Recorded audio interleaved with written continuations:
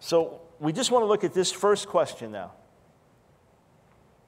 The servant of the Lord in Isaiah. Who is the Eved? Eved is mentioned a total of 17 times in Isaiah 40 through 51, sometimes with reference to the nation of Israel as a whole. So I won't read all of these, but you have your references there. And I deal with this in volume 3 of Answering Jewish Objections to Jesus. But for example here, Isaiah 41:8, V'ata Yisrael avdi Yaakov asher b'charticha, and you, Israel, my servant, Jacob, whom I've chosen, Zerah Avraham, Ohavi, seed of Abraham, my friend. So here's a clear reference. It goes on again. God says to him, Avdi ata b'charticha, you're my servant. I've chosen you. V'lo masticha, I won't refuse you. So many places, it's clearly speaking about the nation as a whole. And I list them. All these verses here. Sometimes with reference to a righteous individual within the nation.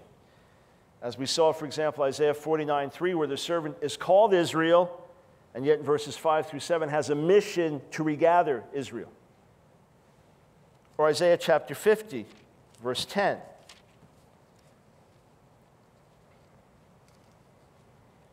So, Mi vachem yarei Adonai shomea b'kol avdo. Who among you, so he's speaking to his own people, who among you fears the Lord and listens, obeys his servant, listens to the voice of his servant. Goes on there. And the 50th chapter itself with some vivid descriptions into the 51st chapter. So sometimes it refers to a righteous individual.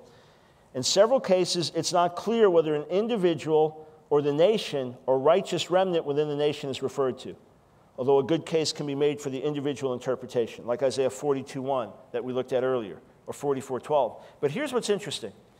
If you go through all your references, take your concordance, just check, just read them all through, this is what you'll find. The most personal, specific, individual language is found in Isaiah 52:13 and 53:11. Okay? So very specific, personal references. Okay? 52:13, 53:11.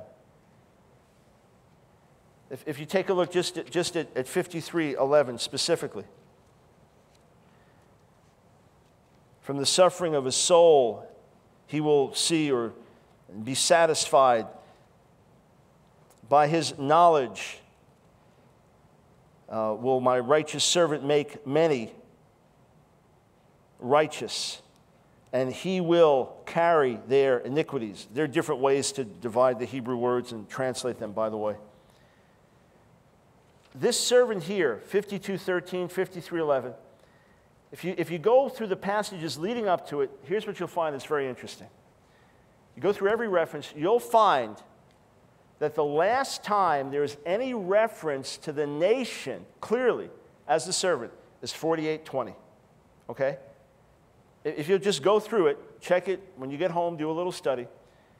You know, the verses like, you are my witnesses, Israel, my servant, things like that. You don't find any clear language like that after 48:20. So if you just take a look, chapter 48, verse 20.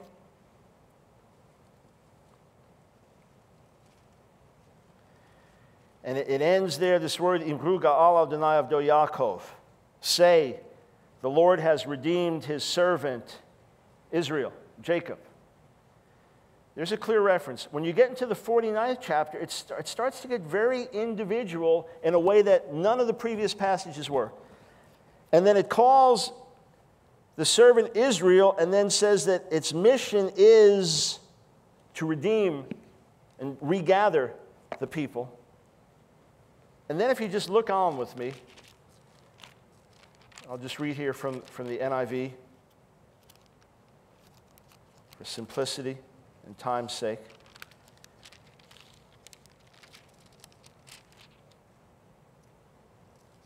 Chapter 50. Starting in verse 4. 49, very specific individual personal language about relationship with the Lord and dialogue with the Lord and a mission to restore and regather Israel, and yet God's going to make him a light to the Gentiles and bring salvation to the ends of the earth. The sovereign Lord has given me an instructed tongue to know the word that sustains the weary. He wakens me morning by morning, wakens my ear to listen like one being taught.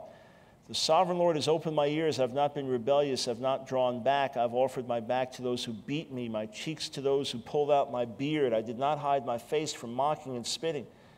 This is a more individual picture than you'll find in Isaiah speaking about the nation or the nation speaking itself. This is an individual speaking. Because the sovereign Lord helps me, I will not be disgraced. Therefore, I have set my face like flint, and I know I will not be put to shame. Verse 9, it's the sovereign Lord who helps me. Who is he that will condemn me? Verse 10, who among you fears the Lord and obeys the word of his servant, namely me? Let him who walk, and it goes on from there. So here the servant spoken of in very individual terms. And then we get into the end of the 52nd chapter. And we come to those verses, see my servant will act wisely, raised, lifted up, highly exalted. Just as many as were appalled at him, his appearance was so disfigured, and so on. And he's going to startle or sprinkle many nations. And he's going to carry our infirmities. He's going to suffer. He's going to die. He's going to have his life preserved. God speaks of him as my righteous servant. By his knowledge, he'll justify many, and God will highly exalt him, as a result of which shouts of praise and adoration come in the next chapter. Interestingly, there are Jewish traditions that interpret Isaiah 52:13 and following with reference to the Messiah. In other words, they didn't say if it says servant of the Lord, it must be Israel. Why? Because they recognize that servant of the Lord could refer to the nation as a whole, or the righteous remnant within the nation, or the righteous remnant of one. But suffice it to say, the argument that the servant of the Lord in Isaiah is always the nation of Israel is false. Sometimes, clearly, definitely, it refers to an individual who works for and among the people of Israel and the nations. Therefore, that objection, which is constantly raised, is not only contrary to scriptural evidence, it's contrary to some Jewish traditions that recognize, for example, Isaiah 42:1, behold my servant, as referring to the Messiah. Or Isaiah 52:13 about my servant will be exalted, that refers to the Messiah. Even followers of the Lubavitcher Rebbe, Menachem Mendel Schneerson, that claimed that he was the Messiah, when he had a stroke in the early 1990s, I believe in 1992, when he had his stroke, at the age of 90, they began to point to Isaiah 53 because he couldn't speak, and they said, see, he's like a lamb, he's smitten, he can't speak, and point to this passage.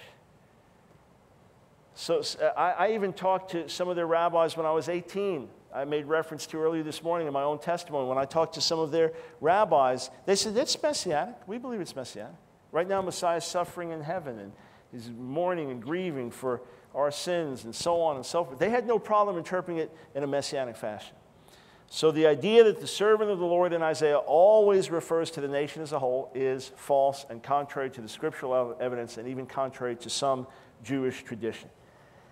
What about, though, some of the specific challenges to Isaiah 53? I'm going to list them, then we're going to come back and address them. Here's some of the Jews for Judaism questions and objections.